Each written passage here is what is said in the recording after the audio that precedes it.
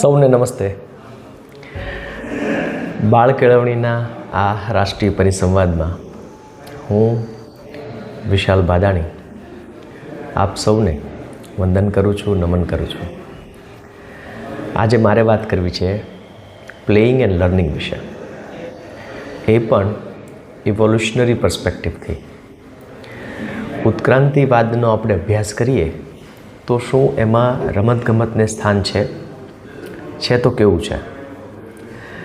ઘણા બધા એવા સંશોધનો થયા છે જેમાં ઇવોલ્યુશનરી બાયોલોજિસ્ટ વૈજ્ઞાનિકો એવું શોધી કાઢ્યું છે કે તમામ પ્રકારના મેમલ્સ એટલે કે સસ્તનધારી પ્રાણીઓ બાળપણમાં રમતા હોય છે. પ્રકૃતિએ રમવું એ એમના જીવનનો એક અભિન્ન ભાગ બનાવ્યું છે.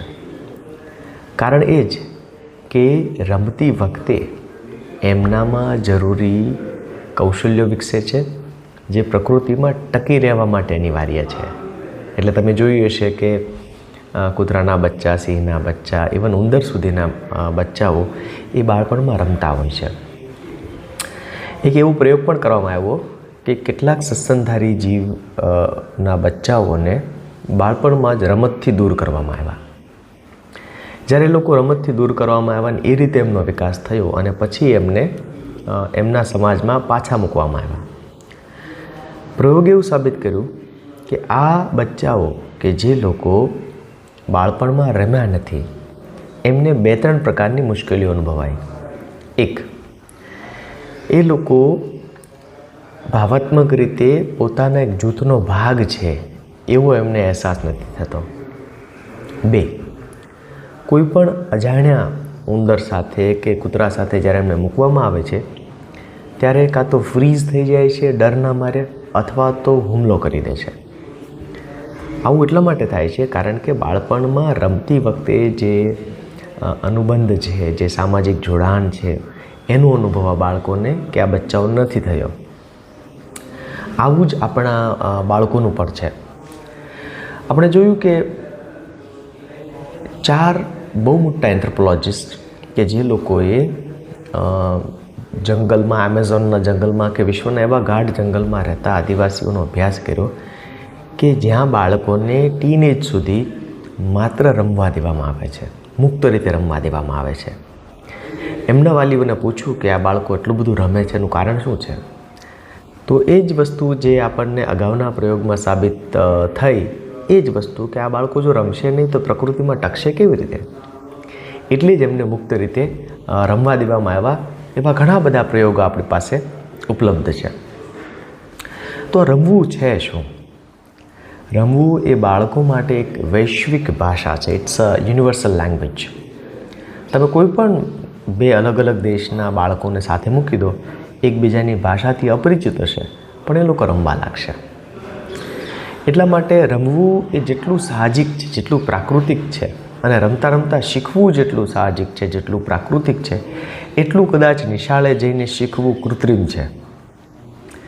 કારણ કે હમણાં જ એક બહુ સુંદર પ્રયોગ થયો જેમાં આર્ટિફિશિયલ ઇન્ટેલિજન્સ દ્વારા એક એવી રમત કે જેમાં બ્રહ્માંડમાં જેટલા પાર્ટિકલ્સ છે એના કરતાં વધારે એમાં ચાલ છે, એ રમતનું નામ છે ગો.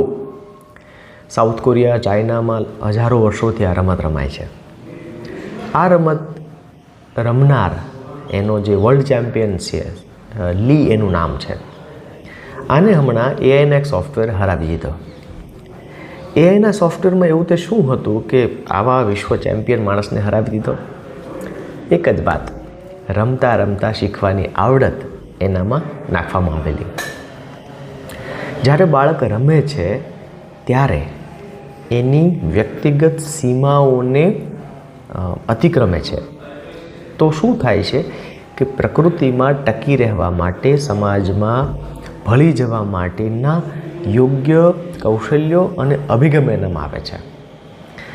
પણ આપણે જેને રમવું કહીએ છીએ એકદમ નિયમો આધારિત, કે જેમાં કોચ હોય, જેમાં યુનિફોર્મ હોય, જેમાં સુરક્ષાના બધા હેલ્મેટ અને પેડ્સ હોય, એને રમવાની વ્યાખ્યામાં આ બાયોલોજીસ્ટ ગણતા નથી. ઉત્ક્રાંતિવાદમાં રમવું એટલે શું એની વ્યાખ્યા એવી છે playing is by definition self directed, જેમાં બાળકો સ્વયં નક્કી કરે કે હું કેવી રીતે રમીશ, એના નિયમો જાતે નક્કી કરે, અને એમાં પણ સેલ્ફ કંટ્રોલ, એ બહુ અગત્યની વાત છે. આજે છેલ્લા લગભગ 60 વર્ષમાં આ બાયોલોજીના રિસર્ચ એવું કહે છે કે રમવાનું ખૂબ ઘટ્યું છે. કેમ ઘટ્યું છે? એના કેટલાક કારણો આપવામાં આવ્યા છે. પહેલું કારણ, રમવાનું એટલા માટે ઘટ્યું છે કારણ કે બાળકને 24 કલાક વિદ્યાર્થી માનવામાં આવે છે. વાલીઓ મોટા પ્રમાણમાં એવું માને છે કે રમવું અને ભણવું એ પરસ્પર વિરોધી બાબત છે. સામાન્ય વાલીઓની ચર્ચામાં પણ આપણે જોઈએ છીએ કે એ લોકો કહેતા હોય છે કે આખો દિવસ રમ કરે છે અને ભણવું ગમતું નથી, પણ એ ભૂલી જાય છે કે ભણવું એ જ રમવું છે. તો રમવું અને ભણવું પરસ્પર વિરોધી નથી, પણ કોમ્પ્લિમેન્ટરી છે. બીજું, મીડિયા દ્વારા એક એવો કૃત્રિમ ભય પેદા કરવામાં આવ્યો છે કે બાળકો બહાર જશે તો કંઈક થઈ જશે, એમની સેફટીનું શું, કોઈ કિડનેપ કરી જશે. સ્ટેટિસ્ટિકલી જોવામાં આવે તો આ આંકડાઓ નહીવત છે. આવું નથી થતું એવો કહેવાનો અર્થ નથી, પણ નહીવત છે. બાળકો ન રમે અને જે જોખમ ઊભું થાય છે એ આ જોખમની સરખામણીમાં બહુ મોટું છે. ત્રીજી વસ્તુ, ઘણા લોકો એવું માને છે કે બાળકો મોટેરાઓને જોઈને જ શીખે, એટલે એમને કાયમ શીખવાના અભિગમથી જોવામાં આવે છે. એટલે કાયમ બાળકને આ શીખવાડી દો, તે શીખવાડી દો, એ સમય જે છે એ રમતનો ખવાય છે. એટલા માટે રમત ઘટી રહી છે. જો બાળકો રમે છે તો એનામાં સ્વનિયંત્રણ આવે છે. જેમ આપણે અગાઉ જોયું કે play is by definition self directed, તો જેમાં સ્વનિયંત્રણ અનુભવાય એમાં જ બાળકો જીવનનું નિયંત્રણ પણ શીખે છે. અને જો સ્વનિયંત્રણ ગયું તો યાદ રાખવાનું છે કે ડિપ્રેશન આવે છે. આજે ભારત સહિતના દેશોમાં 100માંથી 12 બાળકો 12 વર્ષથી નીચેના એ ડિપ્રેશન અનુભવે છે, સિવિયર ડિપ્રેશન અનુભવે છે. કારણ રમતો ઓછી થઈ છે. આ સિવાય આવા બધા સંશોધનો આપણને કહે છે, બરાબર આંગળી ચીંધીને કહે છે કે રમવાથી શું શું થાય છે બાળકના શરીરમાં, બાળકના બ્રેઇનમાં, એના હોર્મોન્સમાં થાય છે શું. એક, એની સર્જનશીલતા અને તર્કશક્તિ વધે છે, કારણ કે રમતી વખતે આ બધું એને ગોઠવવું પડે છે, કલ્પના કરવી પડે છે. ઘર રમતું બાળક હોય તો પાત્રોનું એને આકલન કરવું પડશે, કયું પાત્ર શું કરશે, પાત્ર બનાવવું પડશે, તો એ સર્જનશીલતા થાય છે.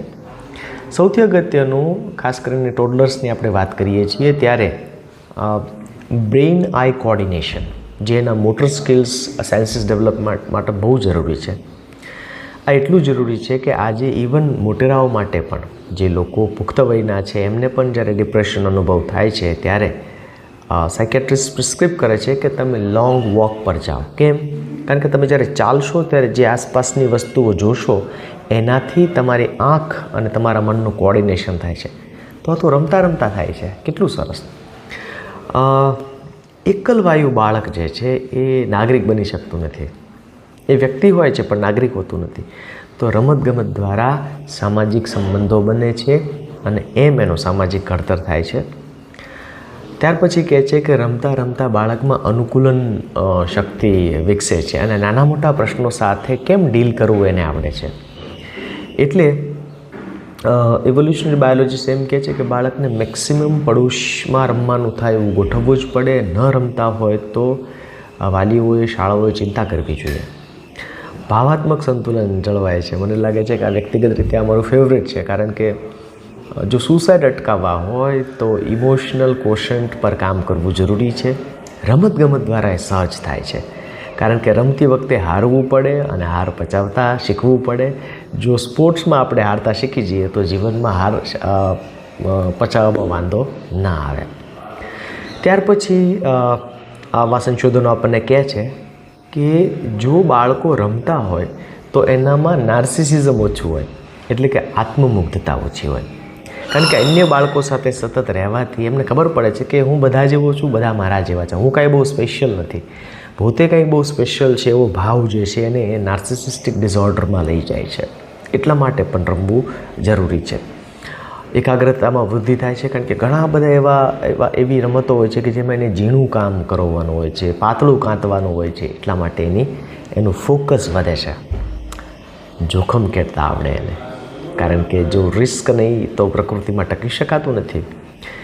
અનફોર્ચ્યુનેટલી ઘણા બધા પેરેન્ટ્સ અત્યારે જે કરી રહ્યા છે કચકડાનું પેરેન્ટિંગ, એમાં આપણને જોવા મળે છે કે બાળકને કંઈ પણ થવા દેતા નથી, અને એટલા માટે બાળકો એકદમ ઇમોશનલી અને ફિઝિકલી ફ્રજાઇલ હોય છે, એકદમ નબળા અને આળા હોય છે. વળી કહે છે કે જો બાળકો રમતા હોય છે તો એ થાકશે ને એને સારી ઊંઘ આવશે. આ ઊંઘ જ એના બ્રેઇન ડેવલપમેન્ટ માટે બહુ જરૂરી છે, કારણ કે આપણે સૌ જાણીએ છીએ કે આપણું બ્રેઇન જે છે એ શરીરના કુલ ઓક્સિજનનો 23% ભાગ બ્રેઇન વાપરે છે. વળી આપણે એમ કહીએ છીએ પ્લેઇંગ એન્ડ લર્નિંગ. આમાં યાદ એ રાખવાનું છે કે બાળક માટે the main object is playing, learning is the by product સમહાવ એવું કરી રહ્યા છીએ કે બધી વસ્તુમાંથી બાળકને શીખવાનું મળવું જોઈએ. ના, ઇટ્સ નોટ નેસેસરી. આનંદ મળવો જોઈએ તો લર્નિંગ બાય પ્રોડક્ટ થઈ જશે. અને રમતી વખતે બાળકને પોતાની ગતિએ અને પોતાની રીતે શીખવા માટેની એક અનુકૂળતા પ્રાપ્ત થાય છે, અને એ નેચરે નક્કી કર્યું છે. ઇન્ડિવિજ્યુઅલ ડિફરન્સ જે નેચરે નક્કી કર્યો છે એને આપણે રિસ્પેક્ટફુલી રમત દ્વારા જોઈ શકીએ છીએ. સાયકોલોજીસ્ટ એવું કહે છે કે ટોડલર્સથી માંડીને થોડા મોટા ઉંમરના બાળકો પણ રમતી વખતે ફ્લો સ્ટેટનો અનુભવ કરતા છે. Flow state is like meditation, કે જેમાં એનું શરીર, એનું મન, એનું હૃદય, એનો આત્મા એક સીધી રેખામાં આવી જાય, એ બધું ભૂલી જાય છે.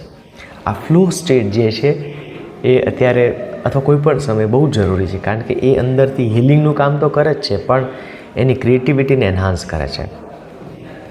અહીંયા જે રમતની વાત થઈ રહી છે એ અનસુપરવાઇઝડ પ્લેની વાત થઈ રહી છે, કે જેમાં બાળકને કોઈ નિયમો શીખવાડવામાં આવતા નથી, મેદાનો દોરી આપવામાં આવતા નથી, હેલ્મેટ કે એવું કશું આપવામાં નથી. તો અનસુપરવાઇઝડ જે બાળકો નાના રમતા હોય છે એ માટીમાં રમતા હોય છે, પાણીમાં રમતા હોય છે, અને જે ક્રિયાઓ કરતા હોય છે એ નેચરલ પ્લેનો એક ભાગ છે.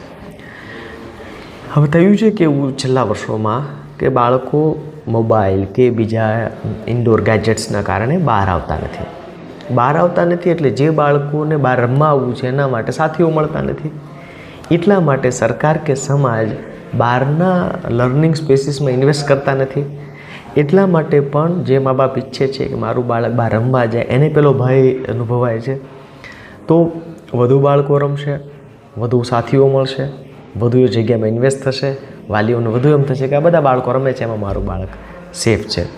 તો કુલ મળીને આપણે જે વાત કરી રહ્યા છીએ એમાં ઇવોલ્યુશનરી બાયોલોજી એમ કહે છે કે આ બાળકોએ અનસુપરવાઇઝડ રમવું પડશે, તો એનું શીખવા માટેના મસલ્સ બનશે. આ મસલ્સ હશે તો શાળા કંઈક કરી શકશે. જો આ મસલ્સ ડેવલપ નહીં થાય તો શાળા ગમે તેવી ટેકનોલોજી વાપરશે, ગમે તેવા અપ્રોચીસ લઈને આવશે, ગમે એવું ઇન્ફ્રાસ્ટ્રક્ચર બનાવશે, પણ બાળકને શીખવા પ્રત્યેનો પ્રેમ જગાડી શકશે નહીં. આ સંદર્ભે મને એમ લાગે છે કે બોબ હ્યુજીસે આપેલી પ્લે ટેક્સોનોમી બહુ જ જરૂરી છે, જેમાં એને સમજાવ્યું છે કે આ ઉંમરના બાળકોએ સિમ્બોલિક પ્લે, એટલે કે માની લો કે બાળક કેળું એને હેલો ફોન તરીકે ઉપયોગ કરતો હોય છે, તેની કલ્પના ખીલતી હોય છે. બાળકે રોલ પ્લે કરવાના છે, બાળકે ઘર રમવાનું છે. બાળકોએ નાના મોટા સામાજિક પ્રસંગોમાં પણ જે દોડાદોડી કૂદાકૂદી કરે છે, આ બધું જ એના એક લર્નિંગનો ભાગ છે. આલ્બર્ટ આઇન્સ્ટાઈન એવું કહે છે, play is the highest form of research. આવું એણે કેમ કીધું હશે? કારણ કે રિસર્ચ માટે જે એપ્ટિટ્યૂડ જોઈએ છે, જે માઇન્ડસેટ જોઈએ છે, એ ડેવલપ કરવા માટે રમતગમતની સૌથી મોટી ભૂમિકા છે. આજે એવું કહેવાય છે કે જીવનના પ્રશ્નો, સમાજના પ્રશ્નો, પર્યાવરણના પ્રશ્નોના ઉકેલ માટે બાળકો જે રીતે રમતને જુએ છે એ રીતે જો આપણે આ પ્રશ્નોને જોઈએ તો એમાંથી ઘણા બધા આપણને મિનિંગફુલ જવાબો મળી શકે. એટલા માટે we should take play seriously. આપણે મોટેરાઓએ રમતને જે રીતે માર્જિનલાઇઝ કરી છે, બાયપાસ કરી છે, એની બહુ મોટી કિંમત અત્યારે વિશ્વ ચૂકવી રહ્યું છે.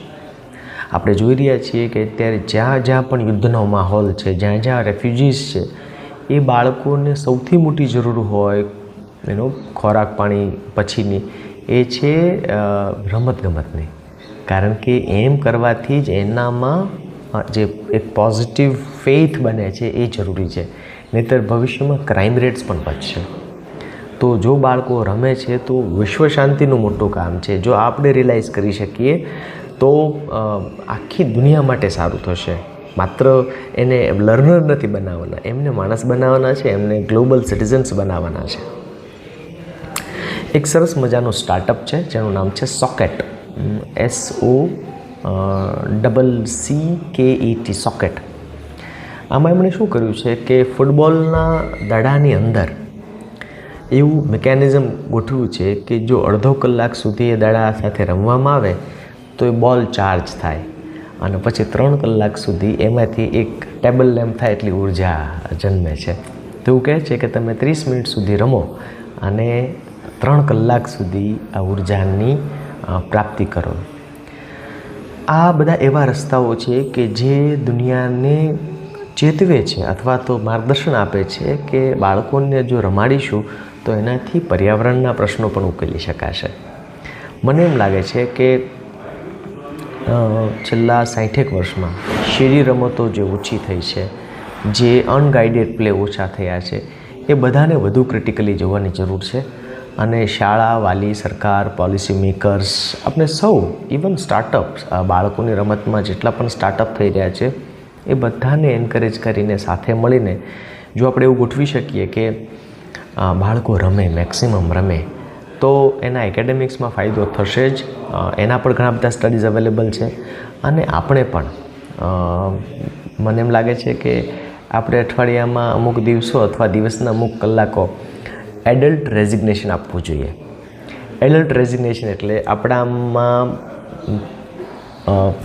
હાજર એવો એક પુખ્ત માણસ છે, એવો એક મોટો માણસ છે કે જેને રેઝિગ્નેશન આપીને બાળક બનવું જોઈએ, બાળકો સાથે રમવું જોઈએ. જો બાળકો મોટેરાઓને રમતા જોશે તો વળી પાછી શેરીઓ, મહોલ્લાઓ, સોસાયટીઓ બાળ રમતોથી ઉભરાશે અને જગતનું સારું થશે. તો આ કોન્ફરન્સના માધ્યમથી આપ સૌને મારી રિક્વેસ્ટ છે, let us invest more in playing than in learning. Thank you so much.